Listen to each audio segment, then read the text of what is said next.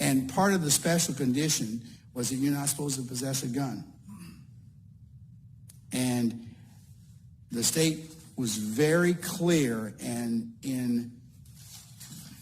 Ms. Pretty testified earlier about the things that you were given in terms of your reporting in states 1 and 2. And then Ms. Goodacre came in and specifically you signed acknowledgement of firearm in states 3 and prohibition of possessing firearms or ammunition in states 4. And then I saw states 6 and 7, which was the Glock 9 that was taken from the vehicle, which you were the driver, shaded 3 to 4 inches from that. So I find that based upon the evidence presented in this case, the state has proven by a preponderance of the evidence that you have violated your probation in the 3 means as set forth in paragraph 4 on the petition. Now, in terms of the revocation, your attorney has asked me to consider a revocation of 2 years. And I certainly respect her, and I certainly respect that, you don't know unless you ask. The issue I find aggravating in this particular circumstances are several. You got arrested with a gun within 6 months of you being placed on probation. And I agree with the state that you're not a candidate for probation because all you had to do is just complete your probation and do what you're supposed to do. Instead, you were riding around the car with a gun in violation of your probation and what this court explicitly had conversations with you about. Explicitly, on the record. And for that reason, sir, I'm going to revoke the balance of 9 years and 6 months. And you will serve that in the Department of Corrections. And that will be the sentence of the court. Anything further? No, Your Honor. All right, that will be the sentence of the court. Okay, we're in recess.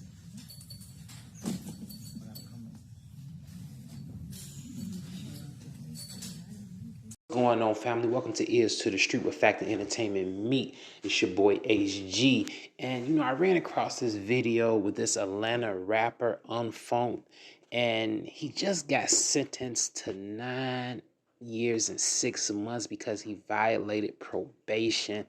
And I don't know much about him. It seems as if he's Young Thug's brother, and as we know, or part of his crew, But as we know, the state's attorney, the people, the feds, they've been on Young Thug and his whole entourage or group of people that hung out with him. I don't want to necessarily call them a gang, but that's what they're accusing them of. They're accusing them of a RICO act. They've been in some real deep hot water. He got people from his own people, taking plea agreements. And Unfoonk was one of the people that took a plea agreement. Now, I don't know if his plea agreement was in connection to hurt Young Thug in any way. I don't know the details of the case. I have not followed it like that. But my point of me doing this video is to just reiterate the importance of not putting yourselves in these type of situations as young black males or young black females. I understand he's a rapper. He's making money. The Atlanta, I understand the street scene in Atlanta, coming from the south side of Chicago. I understand it. I understand the drama, the beef, the set tripping, the feuds, and a lot of these things often lead to violence. I understand the drugs in the streets, whether it be using or maybe distributing it. I just understand that street life and what comes with it. And this young man had the opportunity to skate through a 9 years, basically a 10-year sentence. And he violated his probation by riding around with a gun. And I looked at an article, and he had a pretty tough probation. He had a pretty tough probation. He couldn't have no contact with Young Thug or anyone from the case. and I think it was maybe 28 to 29 members involved in this RICO case. So those 28, 29 people, you have you can't contact them, you can't talk to them, you can't hang around them. So you got to think that's probably 28, 29 people that he used to be friends with. That's probably like a majority of the crew. So he's no longer able to hang out with those guys. So I get it. That's your peers. You're used to it, and now they're all gone. They're either in jail, or I'm pretty sure he's not the only one within that group who, if they took plea deals, got probation, and they probably had the same stipulations on their probation as he did, not to talk or associate with people that's involved within the case. So that's I understand that could be pretty tough. Is not as bad as doing 10 years in jail though. Another stipulation of his probation was he had to do 750 hours of community service. Now that's a lot. Like that's a lot. You know what I'm saying? Like I should have did the math on how much 750 hours is of community service. So that's a lot. You know what I'm saying? Like it just seems like a big number. You know what I'm saying? So it's 24. It's 24 hours in a day. You know what I'm saying? Times that times something. So it's probably not that much now that I come to think about it. 24 hours in a day. You're probably going to do 8 hours a day community service. You multiply that. But that's a little lengthy. That's a little lengthy community service. But it's not as bad as 10 years in jail. Now, another stipulation of his probation was he had a curfew. He had to be in at 10 o'clock. He had to be in from 10 p.m. to 6 a.m. Now, we all know entertainers, the nightlife, club life, hanging out, partying, drinking, doing whatever drugs that they do. Him being a well-known artist, that shortens up potential money. 9 times out of 10, if you have a performance, you're gonna do it at nighttime. And I'm pretty sure if he talked to his lawyer and they talked to the probation officers or department, that he probably could have worked out some stipulations to where he could perform at certain events to keep his revenue coming in, because I'm pretty sure that's his main source of revenue is live performances. So that's a real steep probation stipulation to have to be in as a rapper, having to be in the house at 10 p.m. When those are the action hours of a rapper. You know what I'm saying? The rappers go to the clubs, they get in there 10, 11, 1, 12, 1 in the morning, probably. In Atlanta, Atlanta stays, some venues stay open all morning, 5, 6, 7, 8 in the morning. So, that's a hard blow too, but it's still not as bad as doing 10 years in jail. In 6 months after this young man was sentenced to his probation, he violates it by riding around with a gun. And I don't get it. Like, oh brother, you just threw away 10 years of your life just so you can ride around with a gun. And that's the thing. We put ourselves, young black males, entertainers too, um put themselves, because I'm no longer a young male, I'm 40 years of age. So but from someone who's had a gun charge, I understand the situation. So I understand that the gun is there for protection.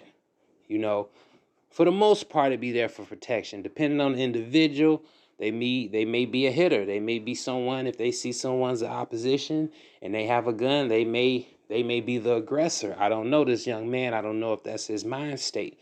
I would like to think it's more so for protection than being on the offense. But these days you can't put it past anyone.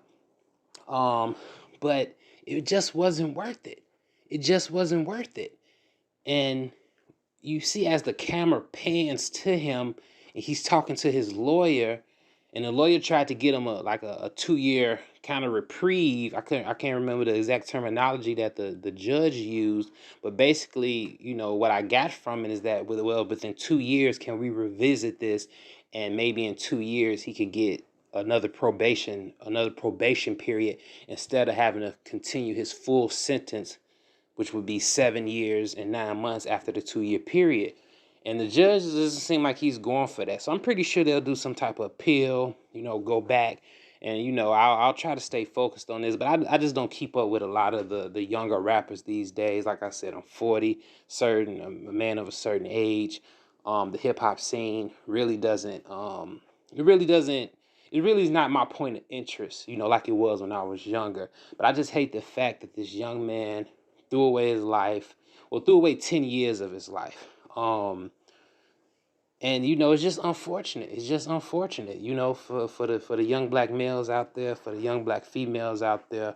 Just, you're dealing with a strong system, And in a sense, the judge didn't seem 100% felt good with the decision, but I could see like a slight, I just get sent this young man to 9 years. But at the same time, he was like, that's what you get too. So, I like to think that when a black man is in a position of power like that, that he would not show leniency, but I don't know. It's a hard thing to judge, because, I'm kind of anti-system in a sense. I'm kind of anti-established in a sense, and I know that about myself. But also, I understand the responsibility of being an individual and moving correctly in the streets. You see what I'm saying? And then if you don't move correctly in the streets, and you get jammed up with the police, with the feds, now the best thing to do is to make sure that your situation best benefits you without snitching on people. You know what I'm saying? Now, we all know there's a difference between snitching and not being a citizen and telling. There's this blurry line for some reason when it comes to snitching, and you should know what the difference is. I'm not about to go into that, but however, if you playing that street game and you get jammed up, and you get a slap on the wrist in a sense, which he got with that probation, your brother's doing a RICO case that could land him in jail for life. You're a part of that. You took a plea agreement. You're supposed to do 10 years, but you got probation. Now, that's a lengthy amount of time to be on probation for 10 years. If that was the stipulation of his probation, if that full sentence time was parallel to his probation time, that's a long time to be on probation, 9, 10 years. However, it's not in jail. And within 6 months, you violate. And it's like, it's just like, man, I just feel sad. I feel bad for the young brother. But, we just got to be smarter. For one, we need to quit glorifying the street life. It's old, it's played out, it's self-destructive, it's genocide. It's not cool, it's not cute. All we're doing is perpetuating our own self-destruction.